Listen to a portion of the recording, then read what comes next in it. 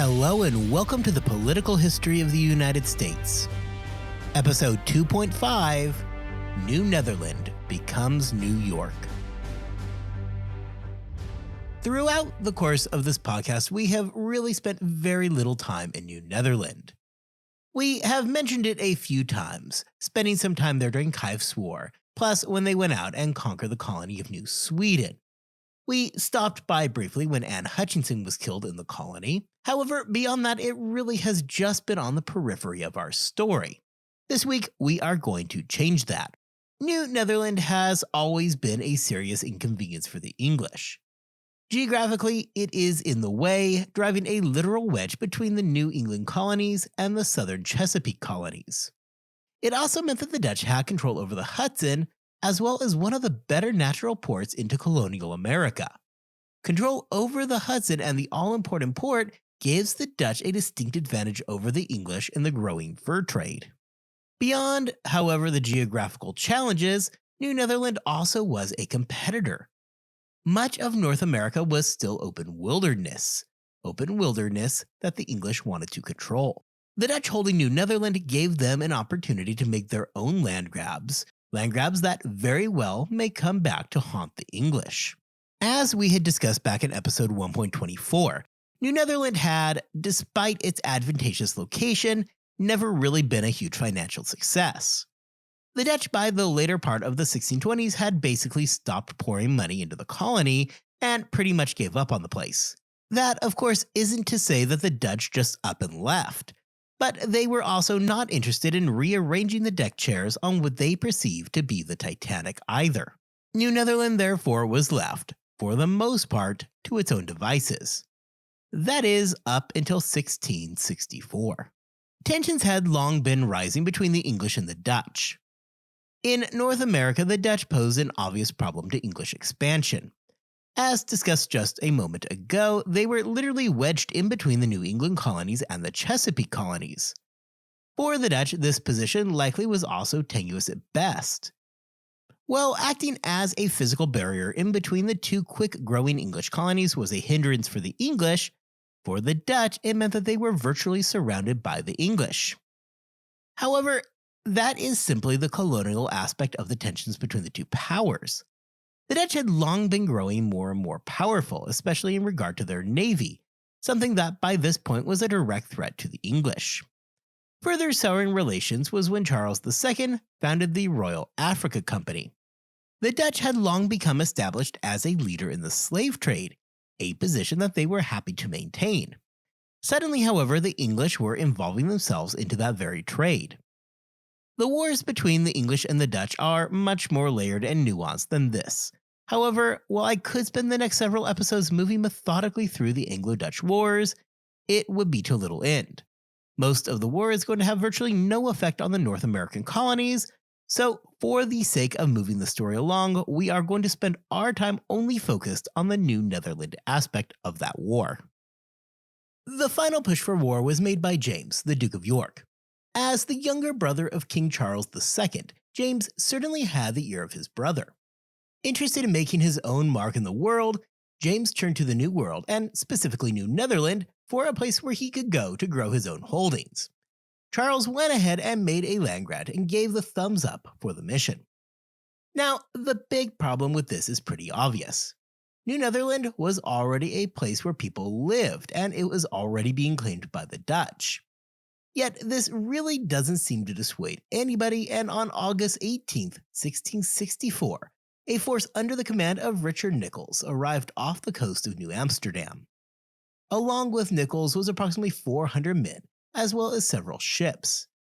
To the north, the English were expecting help from Massachusetts. Now, you may be thinking that this is the part of the podcast where I tell you about the great battle that ensued to capture New Netherland.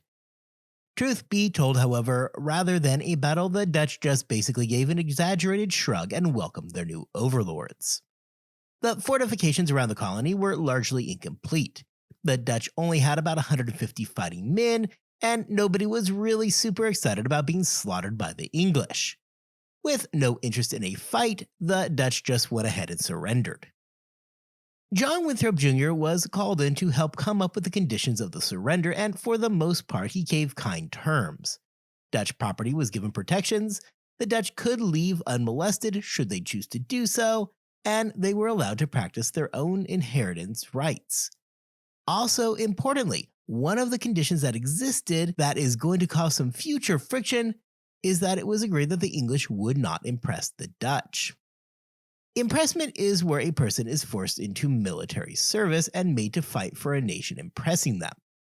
It can be thought of as a more brutal form of conscription. Whereas conscription has rules, impressment generally was a simple, "We captured you and now you fight for us." We are going to spend a lot of time talking about policies of impressment in approximately 1 million episodes from now when we start talking about the War of 1812. For now, however, the Dutch were, on the surface, told that they were not going to be required to take up arms for the English. With New Amsterdam now under his control, Nichols turned his attention to making sure that he had control of the rest of the New Netherlands. Sending a smaller force to capture Delaware from the Dutch, they found the same resigned acceptance to the English arrival. For the remaining Swedish settlers in Delaware, it must have felt like some kind of cosmic retribution.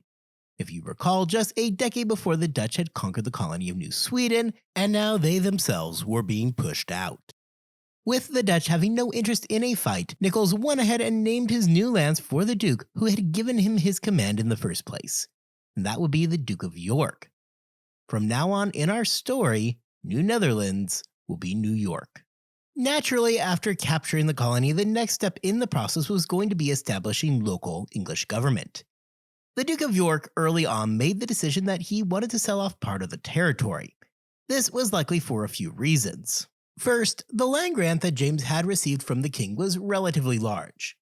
By cutting part of that off, he would be more able to control a colony, which may not be crazy about the new English incursion.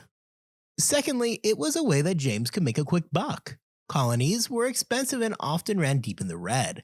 Those shares, which were sold off to John Berkeley and Sir George Carteret, would ultimately end up becoming the lands that make up modern-day New Jersey.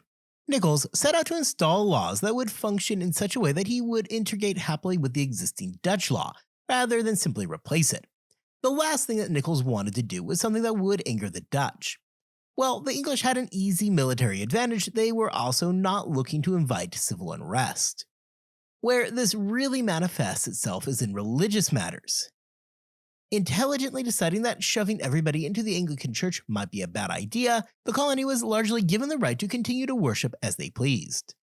Now, this was always going to be within reason and probably shouldn't be confused as being religious freedom. The religious rights, for example, only really applied as long as the religion being followed was Christianity. Beyond that, what grew legally out of the colony largely followed the Massachusetts model, which follows as John Winthrop Jr. had been so involved in brokering the peace. The death penalty was liberally applied to a wide variety of charges including homosexuality, adultery, bestiality, murder, and conspiring against the colony. New York in this way had their laws designed not only to protect against criminal acts but also manage the morality of the colony. Where New York did differ from the other colonies is that it was not given an assembly, as had become the norm elsewhere in the North American English colonies. This would become a sticking point in the region, especially for those in Long Island. Long Island had previously been part of Connecticut, however, it had been ceded to New York during the transfer of power between the Dutch and the English. This means that the settlers in Long Island had gone from being represented by an assembly to being denied representation, something that did not exactly thrill them. Long Island did make overtures that they wanted to return to the rule of Connecticut, however, New York was not interested in letting them go. These problems would last well past the governorship of Nichols, as they would also affect his replacement, Francis Lovelace. While the colony was struggling along, the outbreak of the Third Anglo-Dutch War would throw a serious wrench into the plans. The Dutch turned their attention towards New York and realized that they probably had plenty of Dutch settlers in the colony who would be more than happy to overthrow the oppressive English forces. In 1672, the Dutch attacked English tobacco traders off the coast of New York. They would make an actual landing in Delaware, where they were able to quickly retake several of their prior holdings. For the next 2 years, what emerged was a brief resurgence of Dutch rule in New York and Delaware, However, when the dust settled and a peace was reached in 1674, New York was officially ceded to the English. This is the final time that the Dutch would challenge English hegemony in the region. With New York now firmly in the hands of the English, attention was shifted from securing the colony to figuring out how to govern it. Both Nichols and his successor Francis Lovelace struggled to get control of if not hostile population, a population that was largely apathetic towards English rule. For this job, the Duke of York turned to Edmund Andros. Edmund Andros is going to become an absolute fixture in the late 17th century colonial life. He is going to appear time and time again all throughout the colonies. By the time that he dies in 1714, he will have served as the governor of New York, New England, Virginia, and Maryland. So yeah, spoiler alert, this guy is going to get around. I had given some thought to doing a biography episode for Andros, but ultimately decided against it. However, in place, he is going to get a much more thorough introduction than most. So without further delay, let's bring Edmund Andros into our story. Born in 1637, Andros would enter a world on the verge of the English Civil Wars. As was the case for so many men of that era, Andros was raised under the backdrop of that war, and it would help shape his future. Prior to the war, Edmund's father had been appointed the Master of Ceremonies. The result of this is that despite the family's home being on the island of Guernsey, Edmund Andros was born and raised in London. Normally, being born into a position such as being the son of the English Master of Ceremonies would have afforded a man like young Edmund Andros a privileged upbringing. Of course, we know that these are not normal times. Andros was still a child when the English Civil Wars broke out. However, as you know, being loyal to House Stuart during the 1640s was a dangerous proposition. Returning to their home island of Guernsey at the outbreak of the war, the Andros family found little reprieve. The island was mostly loyal to the parliamentary forces, which meant that the Andros family stood as outcasts.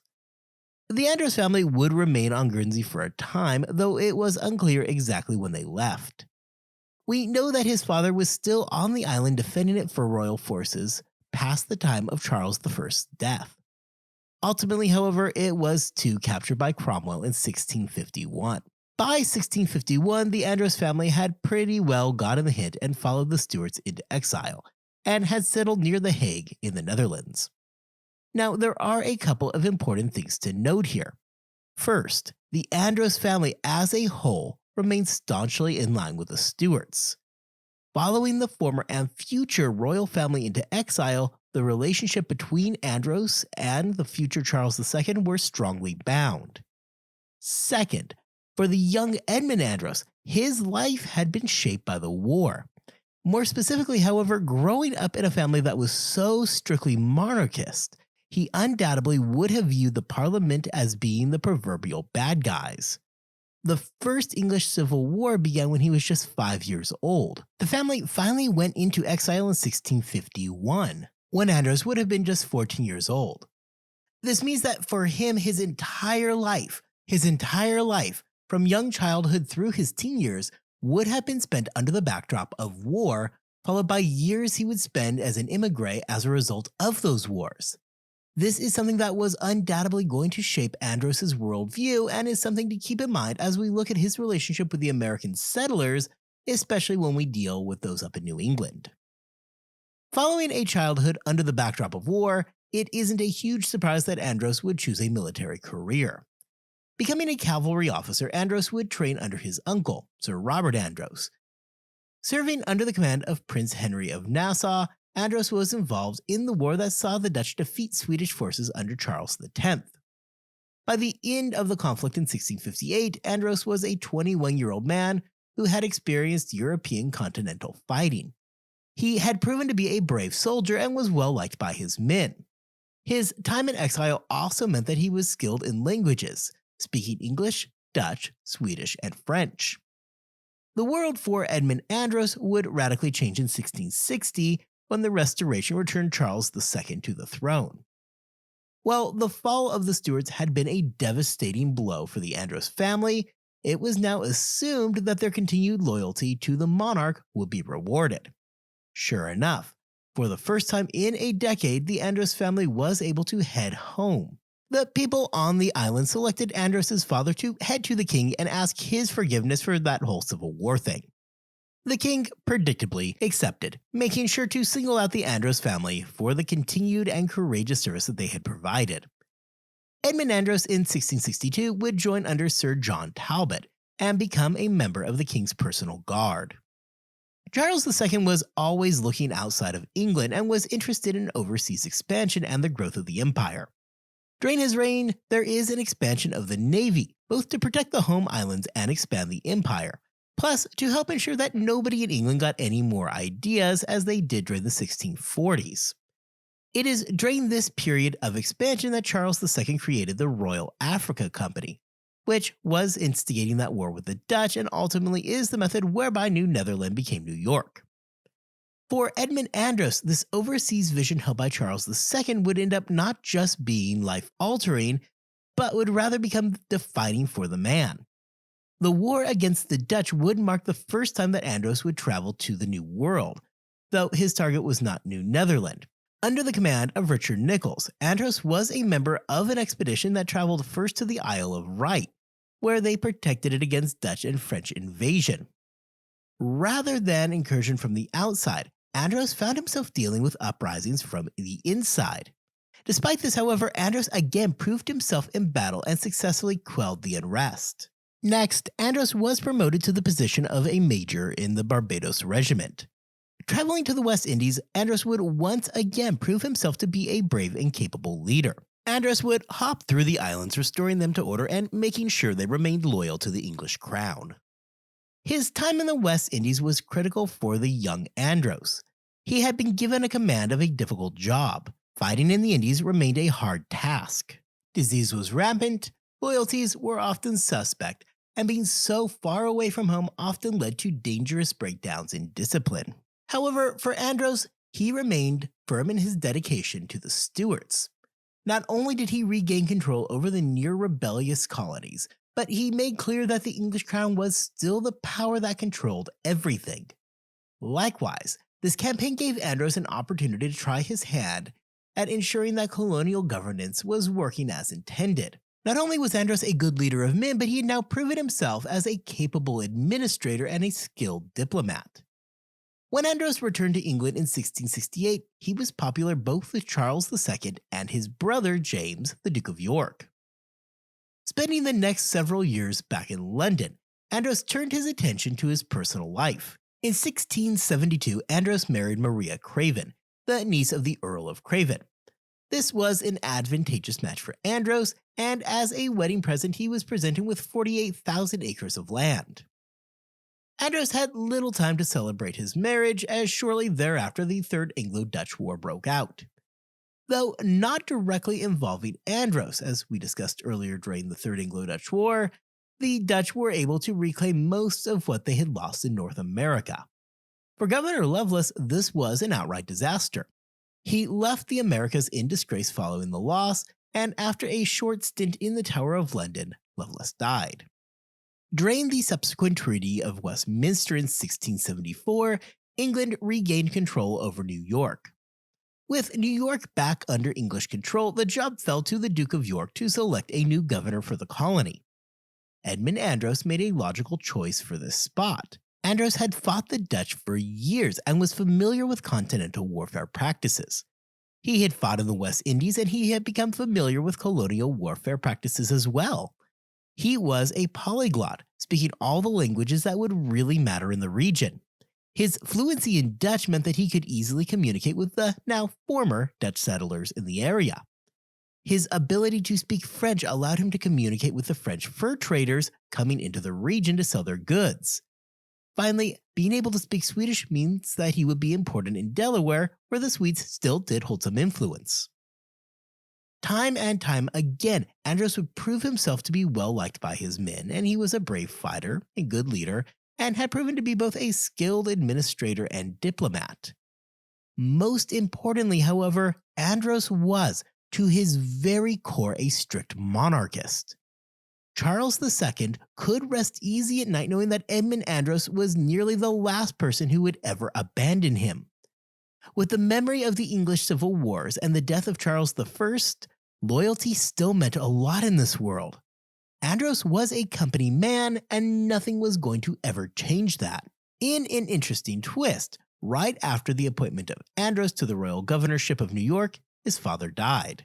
Andros now found himself as the bailiff of his home island of Guernsey, a position that his father had previously held. We get some interesting insight into Andros here, and something that I'm going to recommend you store away for a while. The position of bailiff basically meant that Andros now had power over sentencing those who had been found guilty of crimes. This was a job that the locals back on Guernsey really didn't like having Andros do. Andros would routinely give down harsh punishments in this position, often to the detriment of the elites on the island. During this period, Andros routinely found himself being accused of being arbitrary in his position and imposing sentences that were overly harsh. Andros' main prerogative here was to strengthen the position of the king, so the locals who quipped about his heavy hand were often just ignored. This is a bit of foreshadowing for events that are going to come into play in the future. If you recall from last season, in New England there were regular complaints about arbitrary government. It was something that they cared deeply about avoiding and were always hyper-vigilant looking for it. A governor such as Andros, a man who was a monarchist to his core and had already been accused of being arbitrary, being plunged into a New England that bristles against such things, seems like it is going to be a bad mixture. And indeed, as we are going to see, it goes about as well as you would expect. Well, being the bailiff of Guernsey wasn't a terrible gig. It was one that was never going to be something that Andros did for very long. His future was across the Atlantic. Andros, after establishing his authority, named his uncle Charles Andros as the chief deputy and put him in charge. With that, Andros packed up his bags and set sail for New York. Edmund Andros is going to be many things to many people, and his reputation is largely going to depend on who you are asking. In England, Andros was seen as a popular figure who did exactly what the job entailed, namely he enforced the will of the king. His conduct in wars was stellar. He was brave and he was a good leader. His men liked him. In the colonies, however, his legacy is much different. Whereas for the king he was loyal to his core. For the colonists that were made to be subject to him, he was seen as being an absolutist and was often accused of being something of a tyrant. In places such as Virginia, where he was the governor from 1692 until 1698, he is largely remembered as being an unpopular leader who was characterized by inflexibility. On the other hand, in New England, the guy is on par with a Marvel supervillain. He was a despised figure whose reputation is nothing short of bringing tyranny to New England. In Connecticut, they still refuse to list Andros as ever being the governor, even though he was. Andros is going to be a part of our story for a long time moving forward, and we are going to have plenty of chances to explore why the colonists in New England hated his guts so much. I'm sure that following his final departure from North America, I will have much more to say regarding the legacy of Edmund Andros.